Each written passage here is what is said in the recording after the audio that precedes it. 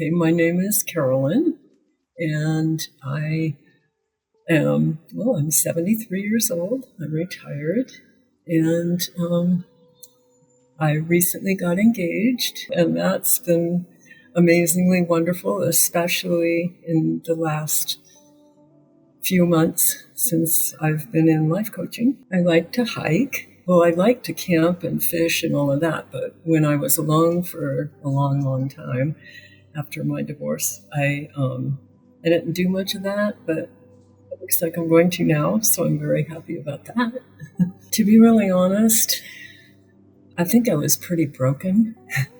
I had a lot of pain that I was carrying around in my life and in my heart from childhood all the way through my failed marriages, multiple ones, and with each failed relationship, my image of myself got worse. And I'm a very devout Christian, so I still had some happy in me, but I was really broken. And the more I'm out of that now, the more I know how broken I really was. Knew about some of what I was carrying, but there were some parts of those wounds, some different wounds that didn't surface until my last divorce, when I was really, really hurt. And then they all hit me. They all came to light at that moment when he left. And it was kind of shocking to me, but then when I realized in my childhood, even though those things happened to me in my childhood, I wasn't safe in my relationship with my father, honestly. And I wasn't safe enough to be able to tell him what was happening. And so I buried it inside of me because I had nowhere to go. So I just buried it, and it's been there for all those years. And now I can see how those buried wounds were affecting every relationship in my life. It was instant. It was like the minute I saw it and the minute that Stephen was walking with me through it, honestly, I think I even said to him, I said, it was so freeing, so freeing. I was safe for the first time. For the first time, I truly felt safe. And I could look that stuff in the eye and know it was not my fault. And I was just a little girl.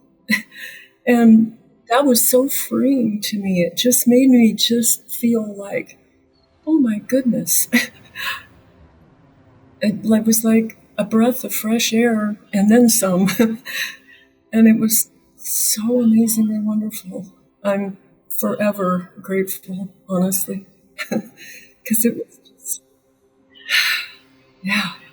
And I've actually had people say to me now, people that have known me for years and years have said to me, what's different? Something's different about you. What is it? You're so calm. You're peaceful. And so then I tell them, I say, this is what happened. I got into life coaching and found the source of what was making me feel unsafe in my life. And when I realized that, it was like, whew, that was big. That was huge. That was one of the huge moments. I actually went to a Christian counselor with my ex-husband, and but none of this was ever brought up or discussed or anything. It was just couples counseling, and it didn't change anything. So, but with Stephen, what happened is my fiance, who has PTSD from Vietnam, started going to Stephen. And, seriously, and I mean this with all my heart, one visit with Stephen, and I was astonished at the difference. And I asked him, I said, would he consent to see me? And he said, I'll ask him. And Stephen said yes. And so I started right away after him. And I have no vision of stopping because I just want to keep healing. No, because somehow he has this gift of, it's not judgmental. He's not judgmental. He's not pushy.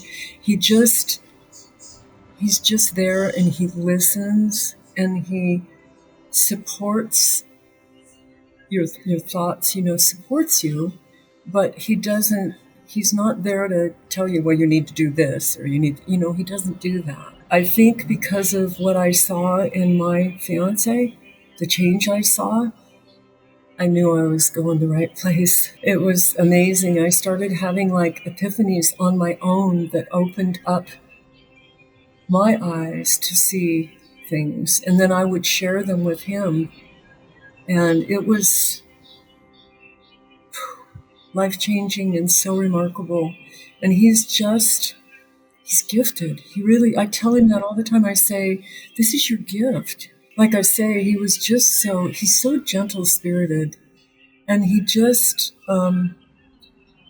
he made me feel so relaxed and so unafraid to say anything that I had experienced even, It's not something that I would necessarily before want to talk about, but he just, it was amazing because it was because of him that I realized that I wasn't safe as a child to ask my father for help. And so I didn't ask because I wasn't safe. And so I came to that realization after I had met with Stephen and when I was home by myself. But I was ready to express that to him because he gets it, he gets it. And he helped me to get it, I guess is what it is, he helped me to see that those past messages that I was being fed about who I was were wrong. They were wrong. And that isn't who I was, and it's not who I am today. And so now I'm free to be the real me. He didn't dig. You know what I mean? I was afraid to go to counseling all those years because I was afraid that somebody was going to dig and tell me how, oh, you didn't do this right, you didn't handle that right. You know what I mean? It's not like this. It's not how he flies. It was wonderful and exciting because we did this exercise where you choose the words and he gives you words, and then you choose if they give you a positive feeling or a negative feeling or a in the middle feeling. And then when he read them back to me, I was like, the ones he said, well, these are the ones that you instantly decided on. And when he did that, I was like, wow. And then he said, I'm holding up, like you said, he said, I'm holding up a mirror. And this is who you are. That was really, really profound for me because 73 years old, and all those years I had those negative messages in my heart that I believed, and they were lies. They weren't truth.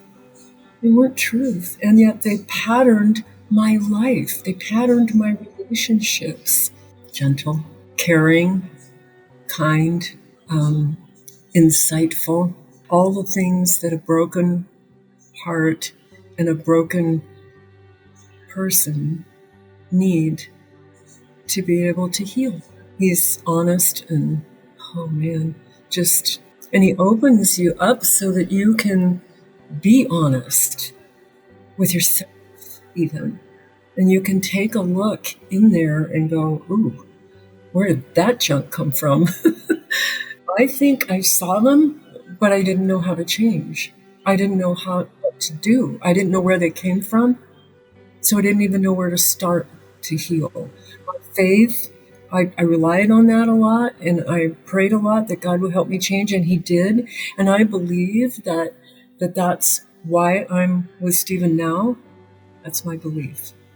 And that I was led to him, through Dave, my fiance. And he feels the same way, I know, because he's happy too. Yeah, he's giving me some quotations from one of his favorite books that I read if I'm feeling, not as strong as usual, let's put it that way. And then they strengthen me. And other things that he has said along the way, I've written down what he said, in the very beginning, when I was trying to get rid of those. Mostly that was things about what my father had said about me. And he did a little exercise where he held up a rock and he said, this is those messages. And whenever you feel them, he said, carry it in your pocket for a while. And then take that out when you feel those messages and throw it. And throw it away. And say, no, I'm throwing it away. And I did. I did that. And I threw the rock. And I threw it away. And then it was funny because as I threw it away, it was really weird because as I threw it away, there was like a release, like a feeling in me of a release. Let that go. Let it go. And that was way before the core truth, way before. That was in the very beginning of our sessions. But it helped me to start to release the things that my father was saying about me that were hurting my life and hurting my image of me and my belief in who I was. Have held on to the top 4 in my mind. And if I'm ever feeling weak or someone hurts my feelings or something like that, and it starts to push me back, then I put my hands on my heart like Stephen taught me, and I say my words. I am love, I am truth, I am, and I go through the words. And it's powerful. It's so powerful. It amazes me how powerful that is. So this process, and Stephen will tell you, was not without a lot of tears. And because it was painful. And, I had made peace with my dad before he passed away, fortunately, and that has helped. I'm glad that I did. But it still left me with those wounds in me. And so being able to lay that down and to realize that, my dad probably had wounds of his own that were causing him to not know how to be the dad I needed. And as he became an old man, he started learning how. And so, I'm glad that I had that. I was the last one of the family to be with him. And then he died a couple of days later. And I told him I loved him. And I was the only voice he responded to out of everybody that went. It was only mine. And he opened his eyes and looked at me and said, hi, sweetheart. And I'll never forget that. Never. And that was wonderful for me. And especially now that I've healed, I don't remember those things now. I remember that day. I think I'm more peaceful.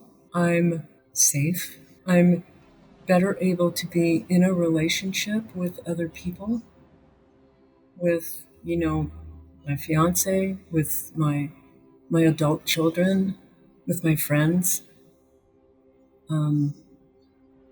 I'm more mindful, and I lots of times do what what he suggested. If I want to snap out with something, I take a breath, I breathe, and I think before I speak. Because we never know when we're going to be hurting someone else. And I don't want to do that. I want anybody to ever live like I did for all those years, carrying around that pain and not even really knowing how to put it down and how to get it out of my life. And I feel so free and so thankful that I don't ever want to do that to anyone else. Yeah, there are um, there are some there are some with my fiance actually that before I would have stormed away and been all hurt and cranky and we would have had problems, and instead I've just said, I think we just need a moment and let's both take a moment and then we'll talk later, and I want you to know that I love you and that it has nothing to do with not loving you. And he's doing the same for me. And that's very powerful. If you can stop, and I practice that even with my daughter, and I've said, honey, I know you're in kind of a not a good frame of mind right now, and I'm here for you and I love you, and if you need me, you can call me and I'll be there in a second. But right now, I don't think you want to talk. And so that's part of the mindfulness, I think, is thinking about someone else and what their needs are right now, and not just what my needs are. Don't hesitate for 1 minute. Your life will change for the better. I personally guarantee it. I do. I've lived it. I've lived the pain. I know how it is. I know how frightened you might feel. I know how you might be thinking, oh no, this is just somebody that's going to tell me all I'm bad, or I deserve it, or I've done something wrong to have this happen. No, no. It's the core truths about you that you need to find so that you can find you and be happy and be safe and be peaceful no matter what's going on around you. And you're not going to be a victim. Life-changing, wonderful. I that's all I can that's the only words I can come up with, is it's just life-changing. It would be that there's hope, that there is someone out there that's going to help you find those answers that you need so badly, and that you're not really broken, you're damaged, you're hurting. And there's hope for that. There's healing for that. Don't give up. Just keep waiting. And that's what I was doing, I guess, for 73 years, was waiting and hoping that somehow, some way, I would someday feel happy and peaceful and whole, and I could put down all that bad stuff that was following me everywhere I went. I feel lighter. I feel happier. I feel healthier. I feel like I'm a better mom, better fiance, better friend. It's made me more grateful. And I think that's because of Stephen, because I'm so grateful for what he's done. I know, I know I keep saying it, but the changes in me and in the way that I think and the way that I feel are just night and day. It's night and day. And I had some epiphany moments. I realized that, like I said, that one about, I didn't feel safe because I wasn't. That was so powerful to me when I realized that. I sat and sobbed for a while because it was just like, oh, now that makes sense. That's why I didn't feel safe. But now I can feel safe because I am safe.